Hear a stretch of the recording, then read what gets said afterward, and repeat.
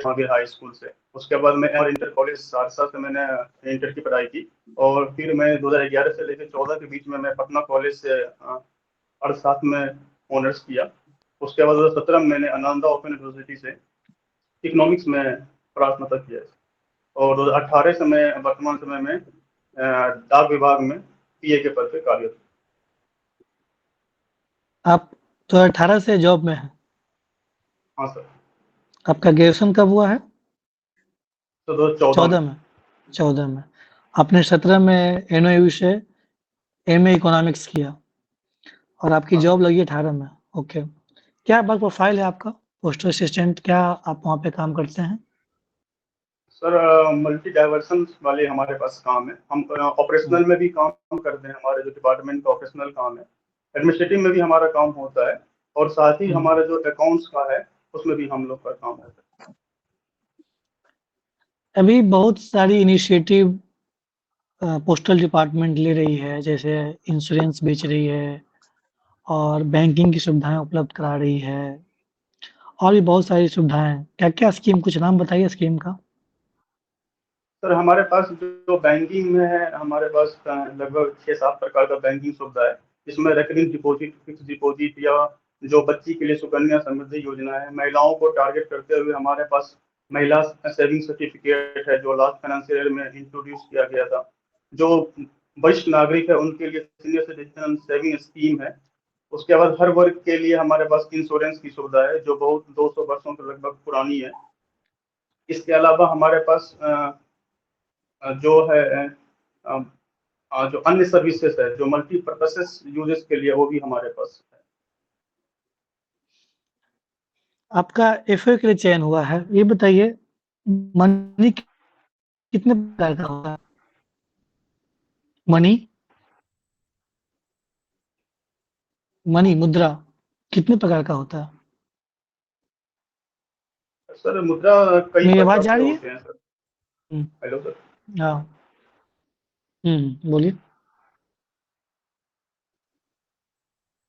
Sorry sir, अगर मुद्रा कई प्रकार के होते हैं, जैसे हेलीकॉप्टर मनी, इस सेंस में बोलनी है, या सर किस प्रकार के, हम एग्जैक्ट समझ नहीं पा रहे, सॉरी सर। नहीं, नहीं, एक होता है कि आपका फिएट मनी होता है, लीगल टेंडर हाँ मनी सर। होता है। हाँ सर। हाँ, तो उससे मैं पूछ रहा था, 2 तरह के होते हैं, फिएट मनी और लीगल टेंडर मनी, दोनों में क्या डिफरेंस है? सर फिएट मनी वो वैसे मनी होता है जो सरकार के द्वारा वैध होता है, और कानूनी तौर पे सभी को स्वीकार करना होता है। सीआरआर और एसएलआर क्या है दोनों? सर सीआरआर जो है सर, वो बैंकों को सर, जो उनका जो टीडीएल जो होता है, उनका एक नेट अमाउंट क्या होता अपने है? सर सीआर में जो है सर, बैंकों को जो है ना, एक कुछ धनराशि जो है ना आरबीआई के पास निश्चित रखना होता है। किसका? किसका राशि रखना होता है? एनडीटीएल का। एनटीडीएल, एनडीटीएल ओके। का। हाँ। और एसएलआर में जो है ना, टीडीएल का जो है, वो निश्चित अमाउंट अपने खुद बैंक के पास रखना होता है। हुँ, और कुछ? और सर अभी वर्तमान में जो इनका जो रेंज था जो सीआर का, वो खत्म कर दिया गया है। अभी जो परसेंट फिक्स था वो हटा दिया गया है वर्तमान समय। क्या अपर लिमिट कोई नाम का चीज़ है सीआर में, एसएलआर में? अपर लिमिट कुछ फिक्स सर होता है? सीआर सर सीआर में हुँ, जो अभी एग्जैक्ट मैं गैस कर सकता हूँ हाँ, गेस करिए। सर, अभी 15% के आसपास। देखिए एसएलआर में कितना है? सॉरी सर, मैं एग्जैक्ट रिकॉल नहीं कर पा रहा। ओके। क्या दोनों का एक्ट सेम है? जो रेगुलेशन होता है सीआरआर, एसएलआर का, दोनों का एक्ट सेम है? याद आ रहा है, कुछ है याद? सॉरी सर, सर इसके बारे में नहीं, सॉरी सर। ऐसी कोई बात नहीं। मनी मल्टीप्लायर क्या समझते हैं इससे आप? सर मनी मल्टीप्लायर का मतलब होता है कि सर, ये बैंक में यूज होता है कि अगर हम, एक क्रेडिट क्रिएशन का एक इंस्ट्रूमेंट है सर। बैंक क्रेडिट क्रिएशन हुँ, करता है इसके। अगर हम किसी अमाउंट को अगर बैंक में देते हैं, तो उनकी कुछ राशि वो ऋण के तौर पे किसी अन्य व्यक्ति या फर्म्स को उपलब्ध करवाता है, तो उनके इसका कारण क्या उसको कितना मुनाफा हो। इसका क्या मैथमेटिकल फॉर्मूला है? सॉरी सर, इसके बारे में अभी याद नहीं कर पा रहा ओके। दो तरह के बैंक होते हैं, शेड्यूल्ड और नॉन शेड्यूल्ड। क्या है बेसिक डिफरेंस? हूँ। शेड्यूल्ड बैंक जो है वो आरबीआई के तहत काम करते हैं, जो अनुसूची 2 में जो बैंक है उनको कहते हैं। और नॉन कौन शेड्यूल्ड सा बैंक सूची उनका किस किस में होते हैं? सर अनुसूची 1 या 63, अनुसूची 1। आप श्योर हैं? Sorry sir. ओके, हाँ बताइए बताइए, हाँ क्या बता रहे थे? हम्म। और दूसरा जो नॉन शेड्यूल बैंक है उसमें उसका जो शेड्यूल है उसमें नहीं मेंशन होता हुआ है। और इनका जो आरबीआई का रूल है वो 49 आरबीआई एक्ट जो बैंकिंग एक्ट जो है उनके तहत काम हम्म। करता है 49 पर। आरटीजीएस और नेफ्ट में क्या अंतर है? सर एक रियल टाइम सेटलमेंट्स होता है, ट्रांजेक्शन के क्षेत्र में यूज होता है। और एक जो है दोनों का टाइम पीरियड सेम है, अलग अलग है? अलग अलग है सर। रियल कितना टाइम कितना बताइए। जो हम्म। सर इनका टाइम एग्जैक्ट मुझे जानकारी नहीं है। ओके। अच्छा ये ठीक है रुपेश सर। जी, मणिशंकर, हाँ ये सर। बताइए, आप पोस्ट ऑफिस में जॉब करते हैं? हाँ सर। क्या पोस्ट है आपका? सर पोस्टल ऑफिस है। Postal assistant. मणिशंकर, ऐसा नहीं लगता है कि पोस्ट ऑफिस अब रिलेवेंट नहीं रहा, उसका कोई यूज नहीं है, कोई चिट्ठी पत्री तो भेजते नहीं है लोग, तो क्यों ना उसको बंद कर देना चाहिए? सर ऐसा नहीं है कि पोस्ट ऑफिस का कोई उपयोग नहीं करता है सर। वर्तमान समय में भी हम जो हमारे पब्लिक का जो डिमांड है उनको पूरा करने का हर समय कोशिश करते हैं। और समय के साथ हम अपने कुछ जो सर्विसेज हैं, जो सेवाएं हैं, उनको हम बंद भी कर रहे हैं, और जो नए सेवाएं उनको हम ला भी रहे हैं। और रही बात हमारा नेटवर्क कितना बड़ा है, और हम जो कम दामों पे हम सेवाएं उपलब्ध करवाते हैं, तो आज भी इनका जो उपयोगिता बना हुआ है। अच्छा, तो ऐसा करते हैं ना कि जो पोस्ट ऑफिसेस के सर्विस हैं, इसको या तो बैंक के सर्विस में एक तरफ कन्वर्ट कर देते हैं, दूसरा कुरियर सर्विस में कन्वर्ट कर देते हैं। पोस्ट ऑफिस पोस्टल सर्विस को लगभग बंद कर दिया जाए। सर इनकी इनका इनके बारे में चर्चा चल रहा है हमारे डिपार्टमेंट के अंदर में भी। लेकिन कुछ इनकी इसमें कुछ समस्या है, प्रशासनिक समस्या है, जिनके कारण से नहीं हो पा रहा है क्या समस्याएं हैं? सर उनका कार्य क्षेत्र को लेकर समस्या है सर। जो अंतर ये प्रशासनिक जो है आंतरिक मामला है सर, जिसके कारण ये जो इस पे जो है ना फैसले नहीं हो पा रहे सर। बताइए, एक्सटर्नल कमर्शियल बोरिंग क्या होता है?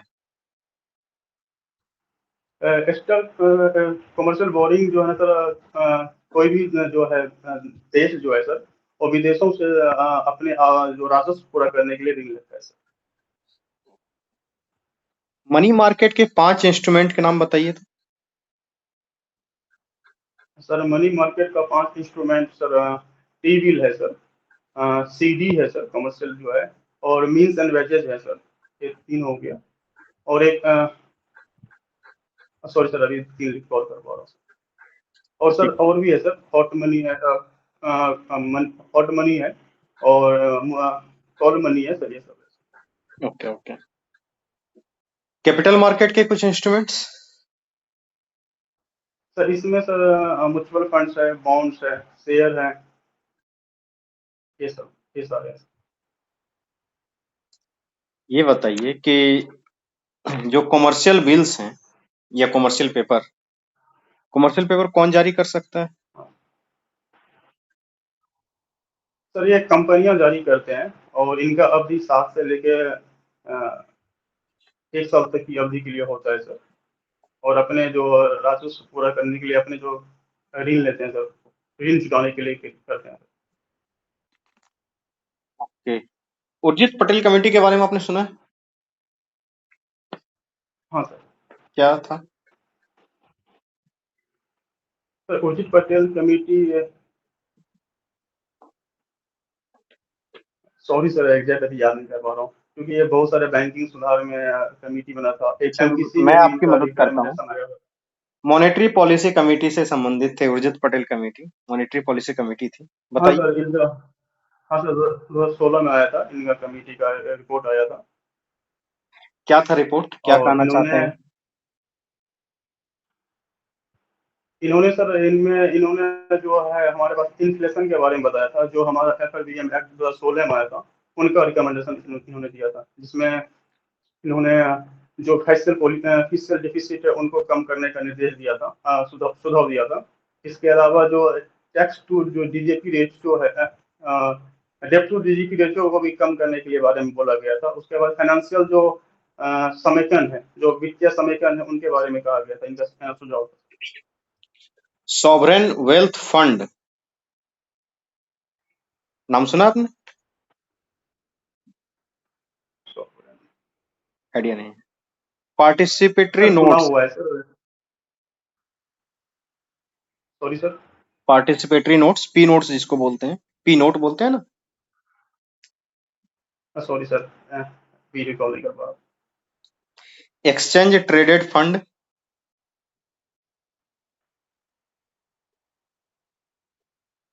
रहा। Sorry sir. ओके कोई बात नहीं। ये बताइए एफडीआई एफपीआई के बीच में क्या अंतर है? सर एफडीआई जो है, एफडीआई जो फॉरेन डायरेक्ट इन्वेस्टमेंट होता है, ये किसी देश में जो है सर, जो कंपनी है या डायरेक्ट कंपनी खोलते हैं या किसी कंपनी में इन्वेस्ट करते हैं। लेकिन एफपीआई जो ना किसी देश में शेयर मार्केट में इन्वेस्ट करते हैं। दोनों में मेनली ये अंतर है अच्छा, सर। इसके एक, अलावा सर, जी हाँ सर, जी जी बताइए। और जैसे एफडीआई में सर, उसमें प्रबंधन में भाग भी ले सकता है, नहीं भी ले सकता है, लेकिन एफपीआई में भाग नहीं लेते सर। और जिसमें दोनों में अंतर है कि सर, जो एफपीआई में है उसमें जोखिम कम होता है और इसमें जोखिम ज्यादा होता है। किसमें जोखिम कम होता है?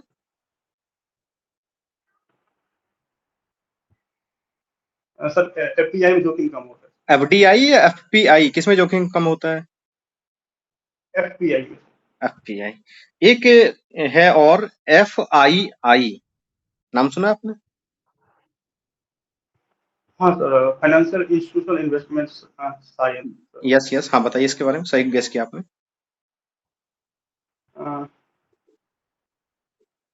सर एग्जैक्ट रिकॉल नहीं कर पा रहा हूँ sir, sorry. Okay, over to Ashwini sir. Manish ji, आप ये बताइए कि हीट और टेम्परेचर में क्या डिफरेंस है?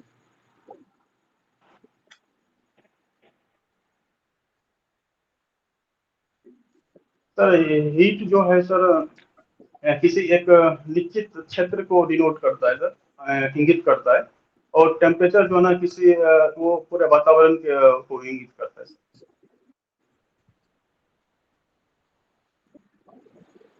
जी नहीं, ऐसा तो नहीं है। हीट तो एक एनर्जी का फॉर्म होता है सॉरी। ना, और टेम्परेचर तो उसका तो मेजरमेंट है, डिग्री डिग्री ऑफ हॉटनेस और कोल्डनेस। ओके। थैंक हाँ, यू सर, सॉरी सर। कोई बात नहीं। अच्छा, एक हम लोग प्लास्टिक की कटोरी लेते हैं बड़ी साइज की, ओके, और एक लोहे की कील, हाँ दोनों को पानी के सतह पे छोड़ते हैं, कील डूब जाती है, वो कटोरी तैरती है, क्यों? सर, इनका मेन कारण क्षेत्रफल है सर। क्षेत्रफल की वजह से नहीं हो पाता है। जो प्लास्टिक का जो कटोरी है वो डूब नहीं पाती है, और कील जो है वो डूब जाता है सर। आप श्योर हैं कि ये और इसके क्षेत्रफल के अलावा, कारण होता है? और सर, और इसका एक उत्प्लावन बल जो है वो भी सर। आप इसके बारे में श्योर हैं कि क्षेत्रफल की वजह से होता है? सर उत्प्लावन बल भी एक और काम वर्क करता है, उसके वजह से होता तो प्लावन बल तो दोनों पे लगेगा, कील पे भी लगेगी और प्लास्टिक पे भी लगेगा। है। सॉरी सर, फिर मैं श्योर नहीं हूँ सर। और तो घनत्व के कारण होता है ऐसा। अभी आपने उत्प्लावन बल की बात की, इसका सिद्धांत किसने दिया था?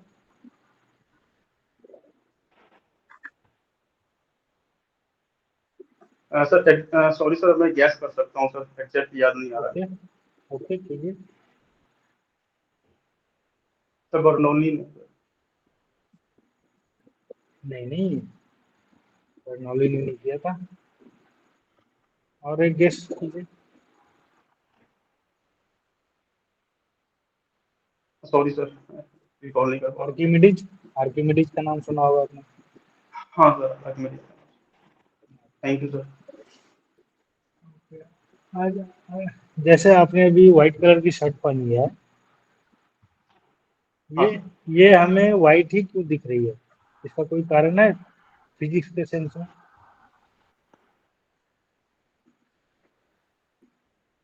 सर वायुमंडल सर।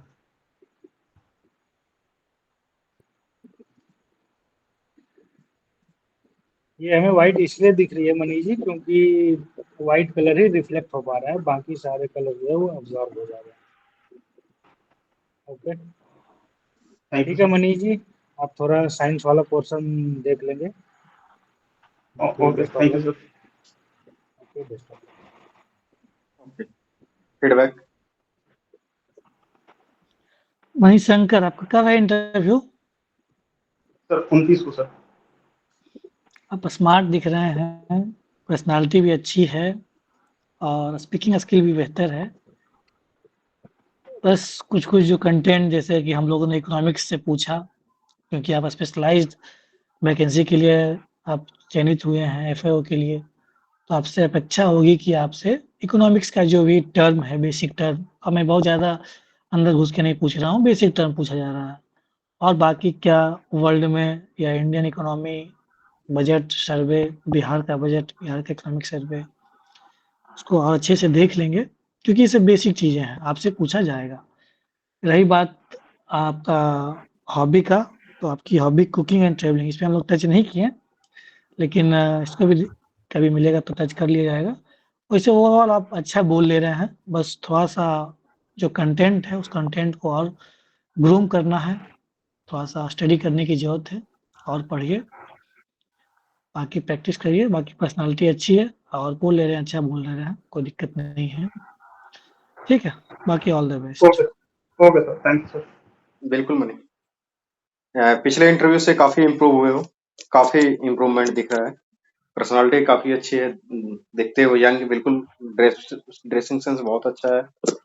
बस थोड़ा सा इकोनॉमिक्स वाला पोर्शन जो कार्तिकेय सर ने बताया कि पढ़ लेना है, उसको ठीक से रिवाइज कर लेना है, एटलीस्ट बेसिक बेसिक कॉन्सेप्ट पता होना चाहिए, क्योंकि कई बार सर सारा टॉपिक जितने टॉपिक आपने पूछा सारा पढ़ा हुआ है, लेकिन है कि एग्जैक्ट टाइम पे रिकॉल नहीं कर पाता, और रिकॉल कर भी रहा हूँ तो डिलीवर होने में थोड़ा समस्या हो जाता है सर।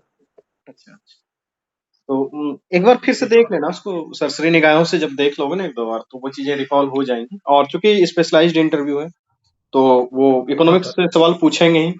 इकोनॉमिक्स के अलग अलग डायमेंशंस को भी वो टच करने का प्रयास करेंगे और पूछा भी जाएगा, क्योंकि आप उसी पोस्ट के लिए क्वालिफाइड ही हैं। ठीक है, तो उसको कर लेना हाँ है। सर। बाद बाकी इम्प्रूवमेंट है, काफी अच्छा है, करंट अफेयर वगैरह पढ़ते रहें। और हर एस्पेक्ट्स ठीक ही हैं। थोड़ा सा साइंस में नहीं बता पाए, कोई बात नहीं, कोई जरूरी नहीं है कि वहाँ पूछा ही जाएगा, क्योंकि आपका तो इंटरव्यू भी एफएओ का है। ठीक है, बट थोड़ा बहुत पता रहना चाहिए। ऐसे कोई दिक्कत नहीं है, उससे कोई समस्या बिल्कुल भी नहीं है। ठीक है, 10th लेवल के ही सवाल सर ने पूछे भी थे। और अदरवाइज काफी अच्छा है मेरे तरफ से। उम्मीद है कि इस बार तुम्हारा सिलेक्शन हो जाएगा, काफी डिजर्विंग कैंडिडेट हो। ऑल द बेस्ट, ढेर सारी शुभकामनाएं। Thank you. Okay sir, thank you sir. Ashwini sir.